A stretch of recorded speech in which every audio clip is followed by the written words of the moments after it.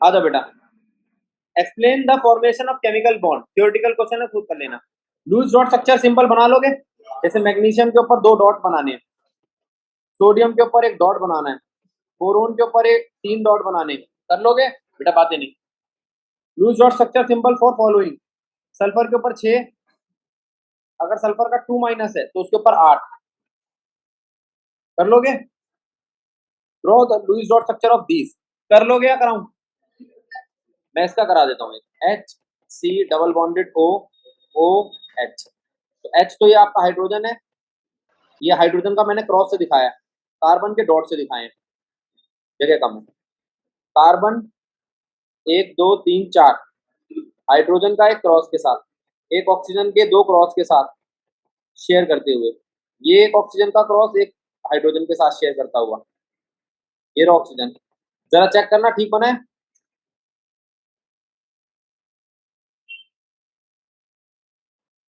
Check करो, बन गया HCOOH।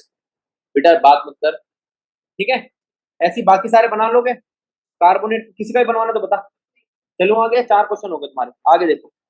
Define the octet rule, octet rule क्या कहता है कि आपके बैलेंस शेल में 8 इलेक्ट्रॉन होने चाहिए, राइट इट्स सिग्निफिकेंट और इसकी लिमिटेशन। इसकी पहली सिग्निफिकेंस ये है कि इससे हमें पता चलता है कि कौन सा एलिमेंट स्टेबल है, और जो स्टेबल नहीं है तो वो अपने आप को कंपाउंड बना के स्टेबल बना लेगा। और इसकी लिमिटेशन क्या है कि 8 से कम वाले और 8 से ज्यादा वाले भी स्टेबल होते हैं। 8 से कम वाले कौन है? 8 से कम वाले कहलाते हैं हम इलेक्ट्रॉन डेफिशिएंट, 8 से ज्यादा वाले कहलाते हैं इलेक्ट्रॉन एफिशिएंट। 8 से कम वालों को क्या कहते हैं, और 8 से ज्यादा वालों को क्या कहते हैं, इलेक्ट्रॉन एफिशिएंट। क्या ये बात समझ में आ गई? तो इसे कहते हैं हम एफिशिएंसी और डेफिशिएंसी, क्लियर। और बिल्कुल 8 वालों को कहते हैं इलेक्ट्रॉन प्रिसाइज, क्या कहते हैं। तो ये 3 तरीके के हैं आपके।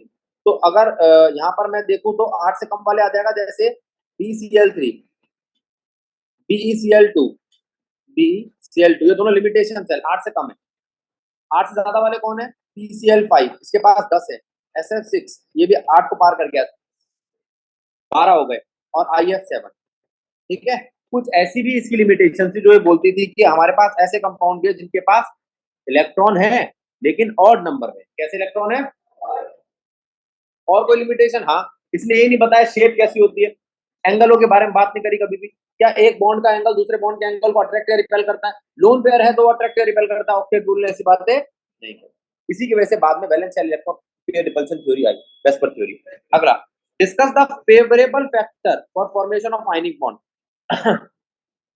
आयनिक बॉन्ड का पहला फेवरेबल फैक्टर ये है कि जितना कम मैग्नीट्यूड होगा, चाहे प्लस में चाहे माइनस में, उतना बढ़िया आयनिक बॉन्ड बनेगा। ये मैं बोल रहा हूं नहीं, फजान।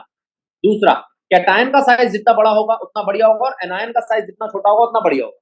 कैटायन का साइज जितना बड़ा होगा उतना बढ़िया होगा, और एनायन का साइज जितना छोटा होगा उतना बढ़िया होगा। तो ये साइज ऑफ रिएक्टिंग कंपोनेंट पे डिपेंड करते हैं और उनके मैग्नीट्यूड ऑफ चार्ज पे डिपेंड करते हैं। ये दोनों ही आयनिक फेवरेबल, जो मैंने बोला किस रूल के हिसाब से बोला है, फजान। Discuss the shape of following, क्या इनकी शेप आती है आपको? वैलेंस शेल इलेक्ट्रॉन पे रिपल्शन थ्योरी के हिसाब से कोई करानी है सारी? चलो देखो भाई, BeCl2 लीनियर, इसका नाम है लीनियर 180 डिग्री पर। BCl3 ट्राइगोनल प्लेनर 120 डिग्री पर। SiCl4 टेट्राहेड्रल 109.5 डिग्री पर, टेट्राहेड्रल। आर्सेनिक के साथ 5 फ्लोरीन, इसको मैं पूरा समझाऊंगा क्योंकि इसके पास इसका एक क्वेश्चन आखिरी में भी है, PCl5 वाला। इसे बोलते हैं ट्राइगोनल बाय पिरामिडल। जो ये एक्सियल पोजीशन पे 2 पिरामिडल शेप होती है, एक्सियल है, कैसे बॉन्ड है दोनों? एक्सियल पोजीशन पे जो 2 बॉन्ड होते हैं उनका एंगल 90 डिग्री होता है, उनका एंगल छोटा होता है, बॉन्ड लेंथ बड़ी होती है, ये कम स्टेबल होते हैं, और यहाँ पर कभी भी लोन पेयर नहीं आता। इनका बॉन्ड एंगल बड़ा होता है, बॉन्ड स्टेबिलिटी कम होती है, बड़ी ज्यादा होती है, बॉन्ड लेंथ छोटी होती है। HS2, ये 2 H H2S, इनके पास 2 लोन पेयर होते हैं। PH3, PH3 का नाम है trigonal planar pyramidal, trigonal pyramidal. ये एक ये एक डिस्टॉर्टेड टेट्राहेड्रल है। क्या है? खराब किया गया टेट्राहेड्रल, ट्रायगोनल पिरामिडल। और H2O क्या था? H2S,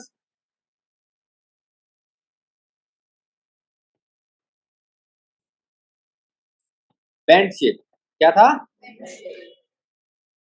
अब वो कहता है, 8वां क्वेश्चन देखो, although the geometric of NH3 और H2O molecule are distorted tetrahedral, bond angle जो होता है H2O का कम क्यों होता है?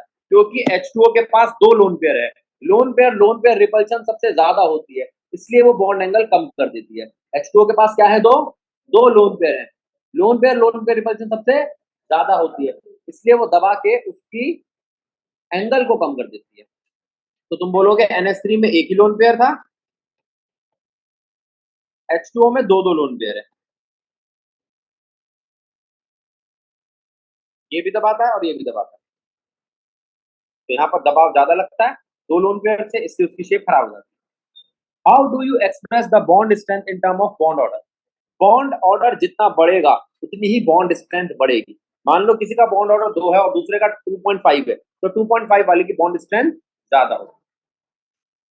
Defined bond length. Bond length दो कंस्टिट्यूएंट पार्टिकल्स के सेंटर के बीच का डिस्टेंस है। It is the distance between two constituent particles binded together by any bond, ionic bond, covalent bond या रिलेटिव बॉन्ड। फिर वो कहता है अगर मैं H3PO3 का ये स्ट्रक्चर बनाऊं, हाँ बना लो क्या ये दोनों स्ट्रक्चर कैनोनिकल फॉर्म कहलाएगी? नहीं, कैनोनिकल फॉर्म में हम हाइड्रोजन की या किसी एलिमेंट की जगह नहीं बदलते, सिर्फ नंबर ऑफ बॉन्ड्स और इलेक्ट्रॉन को बदलते, तो ये कैनोनिकल फॉर्म नहीं है। कह रहा है if not give the reason, बता दे रीजन। इनका रेजोनेंस स्ट्रक्चर बना लो, क्या बनवाओ? बना लो। कह रहा है use the Lewis symbol to show electron transfer between K और एस। के पास एक इलेक्ट्रॉन है और एस के पास 6 इलेक्ट्रॉन है। ये तो तुमने 9th क्लास में किया था, इलेक्ट्रॉन ट्रांसफर करके दिखाना। कैल्शियम के पास 2 इलेक्ट्रॉन है, वो दो के दो इलेक्ट्रॉन अपने दे देगा किसको? ऑक्सीजन को। कर लोगे? आसान है। अच्छा, ऑल दो CO2 और H2O दोनों ही ट्राई एटॉमिक मॉलिक्यूल है, फिर भी H2O की शेप अलग होती है और CO2 की अलग, क्योंकि CO2 के पास कोई लोन पेयर नहीं है, इसलिए लीनियर होती है। H2O के पास दो लोन पेयर है जो उसके एंगल को दबा के छोटा कर देते हैं। अब बोलो, explain this on the basis of dipole moment. अगर मैं डाइपोल मोमेंट पे बात करूं तो CO2 का डाइपोल मोमेंट कट जाता है, इसलिए क्वेश्चन बदल दिया ना, डाइपोल मोमेंट कट जाता है। H2O का डाइपोल मोमेंट कटता नहीं है, H2O के पास नेट डाइपोल है। डाइपोल पता है क्या होता है? जो कम नेगेटिव से ज्यादा नेगेटिव की तरफ जाए। यहाँ पर एक इलेक्ट्रॉन था, यहाँ 6, तो यहाँ जाएगा। और डाइपोल जब एक अपोजिट डायरेक्शन में होते तो कट जाते हैं, एक ही डायरेक्शन में होते तो जुड़ जाते हैं, वेक्टर की तरह काम करते हैं। और एक ही डायरेक्शन में होकर जुड़ गए तो H2O की जो ट्राइएटॉमिक होने के बाद भी शेप है वो CO2 से अलग है। समझ आ गया? अभी मैं क्वेश्चन नंबर 15 तक रोक रहा हूँ, इस क्लास को दोबारा कंटिन्यू करूंगा 8:30 बजे तक मेरी क्लास है, उसके बाद 9 बजे।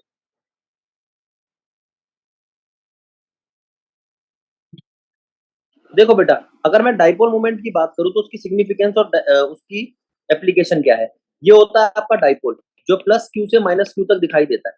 इससे हमें पता चलता है अगर किसी का नेट डाइपोल है तो वो पोलर नेचर का है, अगर किसी का नेट डाइपोल है तो वो पोलर नेचर का है, अगर किसी का नेट डाइपोल नहीं है तो वो नॉन पोलर नेचर का है। नॉन पोलर जिसका नेचर है उसका नेट डाइपोल 0 है। क्या ये बात समझ में आई? अब जरा ध्यान दो, मान लो BeCl2 है, इसका नेट डाइपोल 0 है क्योंकि कैंसिल कर रहा है। तो जिसका नेट डाइपोल 0 आ रहा है, जिसका नेट डाइपोल 0 आ रहा है वो नॉन पोलर है। अगर मैं NH3 की बात करूं तो उसका नेट डाइपोल आ रहा है, तो ये पोलर है। ये बात समझ में आ गई? तो ये इसकी सिग्निफिकेंस और एप्लीकेशन। आगे, डिफाइन द इलेक्ट्रोनेगेटिविटी। इलेक्ट्रोनेगेटिविटी का होता है tendency to attract shared pair of electron towards itself. मान लो मैंने HCl बनाया, इसके पास 1 इलेक्ट्रॉन है, इसके पास 7 इलेक्ट्रॉन है, तो क्लोरीन जो है अपनी तरफ पूरा का पूरा बॉन्ड पेयर अपनी तरफ खींच लेता है।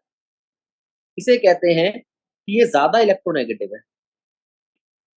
मोर इलेक्ट्रोनेगेटिव, लेस इलेक्ट्रोनेगेटिव से शेयर किया हुआ बॉन्ड अपनी तरफ खींच लेता है।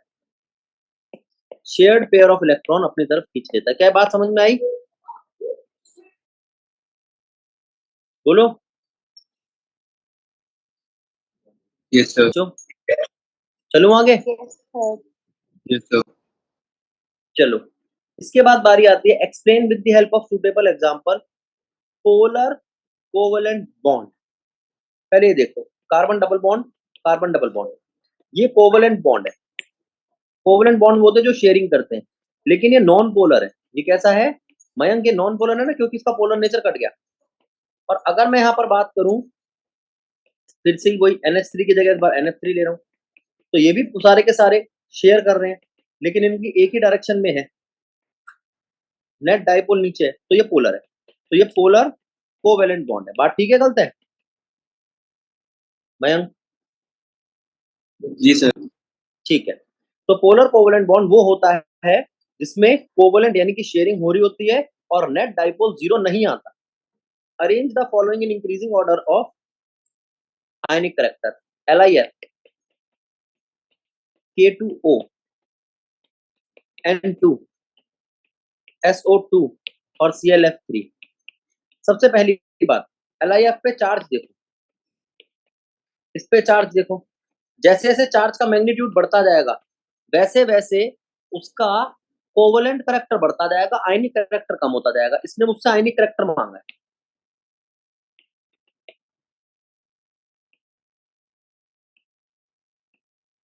जरा ध्यान देना, यहां पर जो नाइट्रोजन है उसमें दोनों ही नाइट्रोजनों पे 3 चार्ज है, तो इसका सबसे कम है आयनिक करेक्टर और कोवेलेंट करेक्टर ज्यादा है। वैसे भी नाइट्रोजन ट्रिपल बॉन्ड बना के बैठा है, ट्रिपल बॉन्ड कोवेलेंट नेचर को दिखाता है। उसके बाद बारी आती है SO2 की। SO2 में दोनों पे ही -2 और +2 का चार्ज है। यहां पर एक पे -1 का चार्ज है, यानी कि आयनिक करेक्टर को बढ़ावा दे रहा है ClF3। फिर उसके बाद इन दोनों में से देखूं तो K2O और सबसे लास्ट में LIF। ये सब के सब मैग्नीट्यूड ऑफ चार्ज पे डिपेंड करते हैं। क्या ये बात समझ में आई ओम? Yes sir. ओम अगर मैं ये बदल के ये कर दूं LIF, लिथियम का फ्लोराइड, लिथियम के बाद सोडियम का फ्लोराइड, सोडियम के बाद क्या आता है पोटेशियम का फ्लोराइड और रुबिडियम का फ्लोराइड। जैसे जैसे कैटायन का साइज बढ़ रहा है, वैसे वैसे भी आयनिक करेक्टर बढ़ता है। बात ठीक है? अगर यहाँ पर मैं लिथियम के फ्लोराइड के जगह क्लोराइड लूं, लिथियम का ब्रोमाइड लूं, लिथियम का आयोडाइड लूं, तो जैसे जैसे एनायन का साइज बढ़ता है, आयनिक करेक्टर घटता है। बात ठीक है? हाँ। बस, तो ये था फजान रूल। अब बारी आती है, कहता है ये स्केच बनाया मैंने, हाँ एक स्केलेटन दिया CH3COH का। क्या लग रहा है आपको ठीक है? नहीं, कभी भी कार्बन हाइड्रोजन के साथ डबल बॉन्ड नहीं बना सकता, ये बात गलत है, पहली गलती। तो इसको ठीक करना हो तो ये ऐसा होना चाहिए HCHH। अब ऑक्सीजन के साथ इसे डबल बॉन्ड बनाना चाहिए। अब ठीक है, यहां पर इसने ऑक्सीजन के को सेटिस्फाइड नहीं किया और यहां पर एक डबल बॉन्ड फालतू बना दिया। बात समझ में आई? लोन पेयर की भी गलती है सर, C और O में। सी में लोन पेयर की गलती है, ये यहाँ पर जो लोन पेयर डाल दिया ये भी गलत है। ठीक है, आगे चलूं। अब वो कहता है apart from the tetrahedral geometry another possible geometry for CH4 is square planar.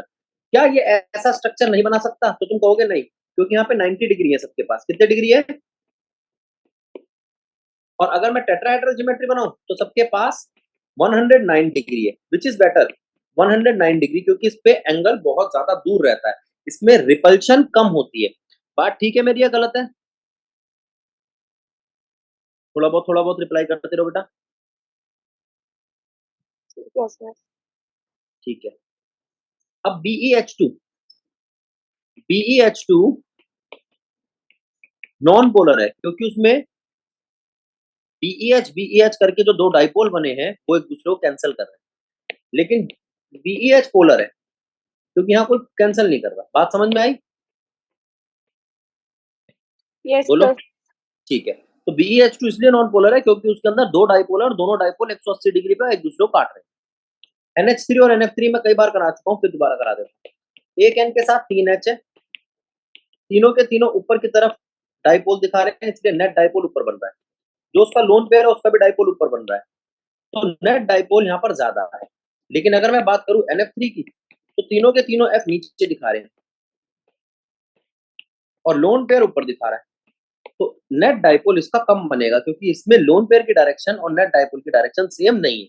मान लो नेट डाइपोल 500 है और लोन पेयर 5 है, तो यहाँ जवाब आएगा 5 495, कम हो जाएगा 5। इस वाले में लोन पेयर ऊपर है 5 और ये भी 500 है, तो नया आंसर क्या आएगा 505। ये बात समझ में आई।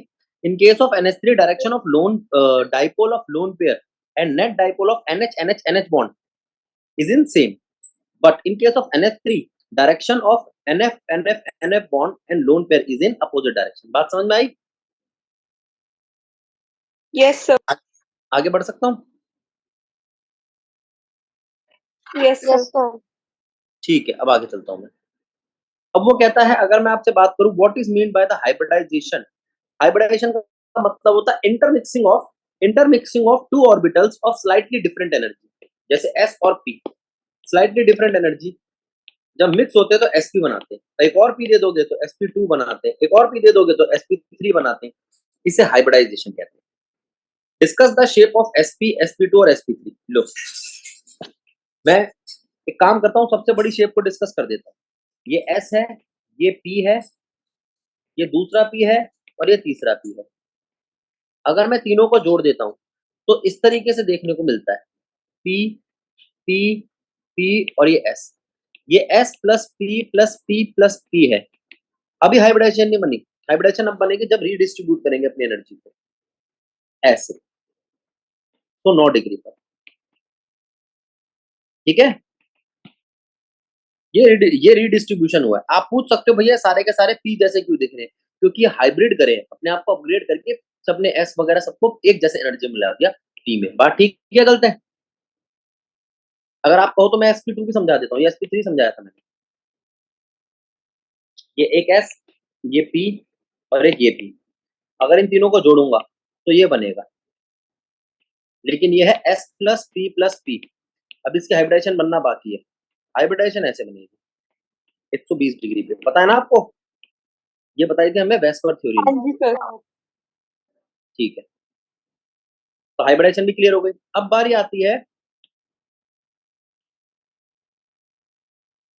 इसकी। क्या लग रहा है आपको AlCl3 जो है उसकी हाइब्रिडाइजेशन चेंज होती है जब मैं उसको एक Cl माइनस देता हूँ, AlCl4 माइनस बनाता हूँ? जी बिल्कुल होती है। यहां इसकी थी sp2 हाइब्रिडाइजेशन,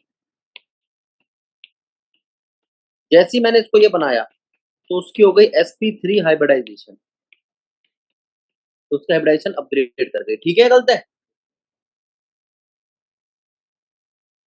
ठीक है सर। ठीक है। अब वो कहता है अगर मैं BF3 और NH3 को देखूं और जिससे जो कंपाउंड बनता है वो बनता है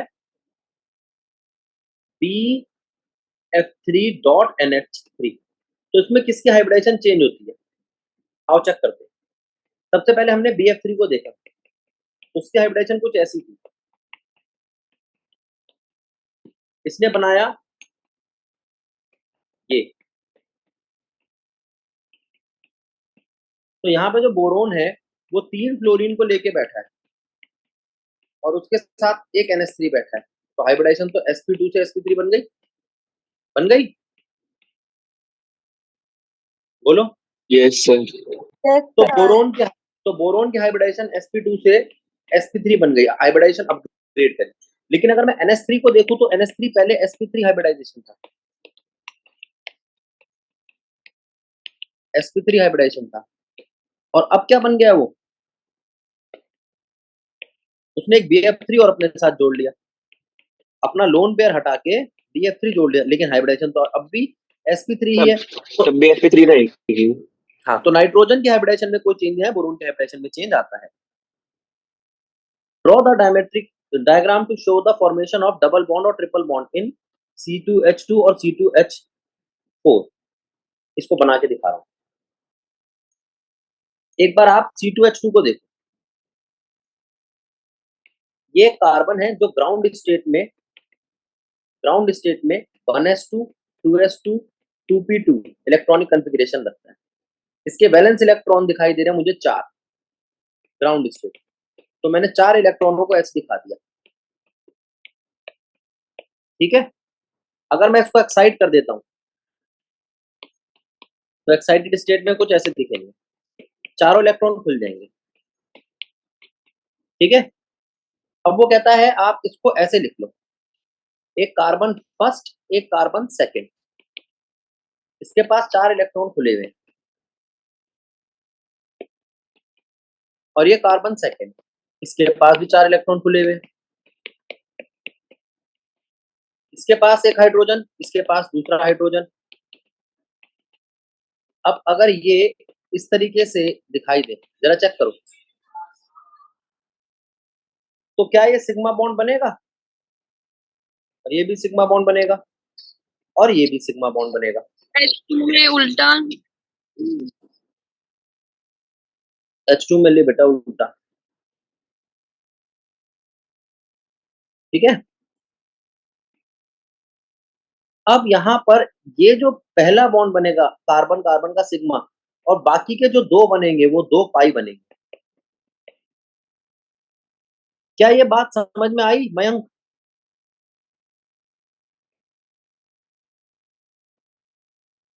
ये carbon carbon single bond, carbon hydrogen single bond, और ये 2 पाई बॉन्ड।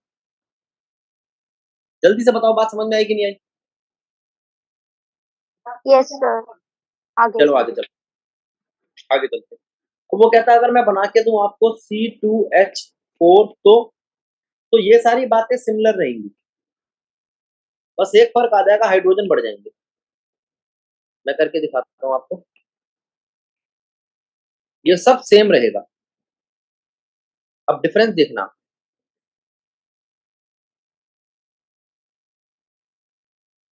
हाइड्रोजन 2 और बढ़ जाएंगे,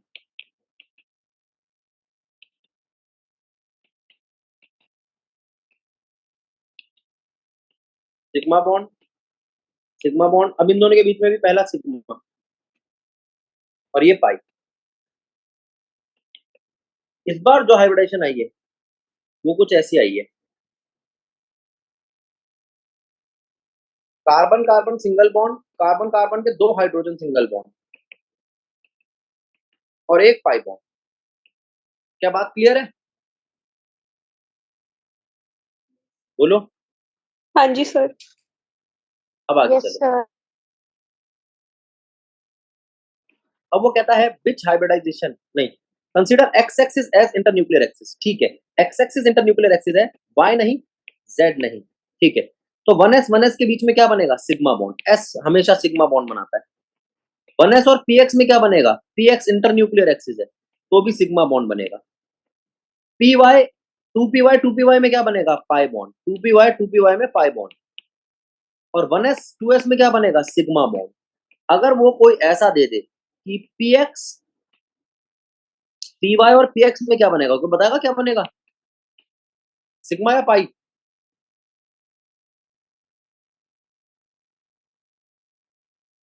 बेटा रिप्लाई देना भी होता है। चलो तुमसे बात करके टाइम वेस्ट करने से अच्छा है मैं बता देता हूँ, py और px में कोई बॉन्ड नहीं बन सकता। ठीक है, आगे चलते हैं। Which hybrid orbital are use by carbon atom in the following molecule. अगर मैं इसको देखूं, पहले आपको एक बात समझनी पड़ेगी। अगर कार्बन सारे सिंगल बॉन्ड बनाता है तो उसके पास सिग्मा बॉन्ड होते हैं 4, पाई बॉन्ड होते हैं 0, और उसकी हाइब्रिडाइजेशन होती है sp3, क्योंकि यही हाइब्रिडाइजेशन डिसाइड करता है सिग्मा बॉन्ड। अगर वो एक डबल बॉन्ड रख लेता है तो उसके पास 3 सिग्मा बॉन्ड होते हैं और एक पाई बॉन्ड होता है। वो जो डबल बॉन्ड है वही एक पाई बॉन्ड होता है, और उसकी हाइब्रिडाइजेशन एक कम हो जाती है, sp2 बन जाती है। अगर वो एक ट्रिपल बॉन्ड रख लेता है तो 2 सिग्मा 2 पाई और हाइब्रिडाइजेशन हो जाती है sp। अगर वो 2 डबल बॉन्ड रख लेता है तो 2 सिग्मा 2 पाई और हाइब्रिडाइजेशन हो जाती है sp। तो ध्यान रखो, अगर चारों सिंगल बॉन्ड है तो चारों सिग्मा और sp3 हाइब्रिडाइजेशन। एक डबल बॉन्ड है ये वाला, ये डबल बॉन्ड कहलाएगा पाई, और एक हाइब्रिडेशन कम हो जाएगी। अगर दो आपके बॉन्ड पाई है ट्रिपल बॉन्ड के, तो वो दो और कम कर देंगे। अगर दो डबल बॉन्ड है तो फिर दो पाई। समझ में आया सबके? Yes sir. हाँ जी चलो सर। आगे, चलूं आगे। हाँ जी सर। Yes sir. ये बात क्लियर हो गई ना, सिग्मा बॉन्ड पाई बॉन्ड वाली। अब जरा इधर ध्यान दो। यस। अगर मैं आपसे ये कहूं कि कार्बन ऑक्सीजन के साथ बॉन्ड बना रहा है तो sp2 हाइब्रिडेशन है। कार्बन नाइट्रोजन के साथ ट्रिपल बॉन्ड बना रहा है तो sp हाइब्रिडेशन है। कार्बन दो एल्कीन बना रहा है कार्बन कार्बन के साथ भी, तो भी sp हाइब्रिडेशन है। कार्बन दो हाइड्रोजन लगा के एक डबल बॉन्ड बना रहा है तो sp2 हाइब्रिडेशन है। अब चेक करो, यहां चारों सिंगल बॉन्ड है तो sp3 sp3 याद रहेगा। यहां पे सिंगल बॉन्ड है तो यस sp3, सर। इसका sp2, इसका भी sp2।